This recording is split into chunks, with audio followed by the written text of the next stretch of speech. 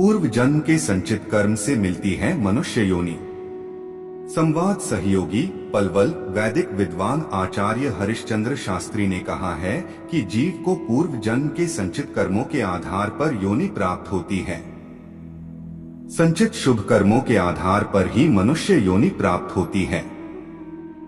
यदि पूर्व जन्मों में श्रेष्ठ कर्म नहीं होते तो निकृष्ट कर्मों के अनुसार कीट पतंग जीव जंतु जलचर थलचर पशु पक्षी वृक्षादि योनियों में जाना पड़ता है। हमने श्रेष्ठ कर्म किए थे, इसलिए हमें मानव का जीवन प्राप्त हुआ। जीव जैसा कर्म करता है उसे वैसा ही फल मिलता है, इसलिए हमें शुभ कर्म करने चाहिए, अशुभ नहीं। वीडियो में आगे बढ़ने से पहले हमारे YouTube चैनल हिंदू ज्ञान संगम को लाइक सब्सक्राइब करें और कमेंट में जय श्री राम लिख दे। आपका कल्याण ही कल्याण होगा। शास्त्री आर्य समाज आदर्श कॉलोनी के तत्वावधान में आयोजित सत्संग कार्यक्रम में प्रवचन कर रहे थे। उन्होंने कहा कि शुभ व अशुभ कर्मों का फल अवश्य भोगना पड़ेगा। किया हुआ अशुभ कर्म कभी माफ नहीं होता।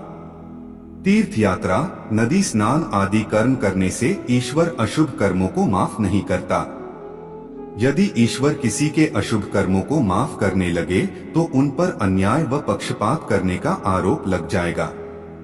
मनुष्य का अधिकार केवल कर्म करना है, फल देना परमात्मा का अधिकार है। जब तप दान पुण्य यज्ञ आदि कार्यों को करने से व्यक्ति के चित्त की दूषित प्रवृत्तियों का निरोध होता है और मन की वृत्ति श्रेष्ठ होकर व्यक्ति को श्रेष्ठ कर्मों की ओर प्रेरित करती है। पूर्व जन्म में किए गए श्रेष्ठ संचित कर्म और इस जन्म में किए कर्म से शुभाशुभ भाग्य का सर्जन होता है। इसी कारण जीवन में सुख व दुख आते हैं। उन्होंने कहा कि श्रेष्ठ कर्म दो प्रकार के होते हैं, एक सकाम और दूसरा निष्काम कर्म। सकाम कर्म करने से व्यक्ति को वर्तमान जीवन में फल प्राप्त होता है और निष्काम करने से भविष्य का निर्माण होता है। शास्त्रों ने श्रेष्ठ कर्म को ही धर्म माना है। सकाम कर्मों में गौपालन दाग लगाना अन्न की उत्पत्ति आदि कार्य करना है। निष्काम कर्म में पुआ प्याऊ धर्मशाला पाठशाला असहाय एवं निर्धन की सहायता औषधालय तथा परोपकार के काम शामिल है। इन कर्मों के करने से मनुष्य को अगले जन्म का भाग्य प्राप्त होता है।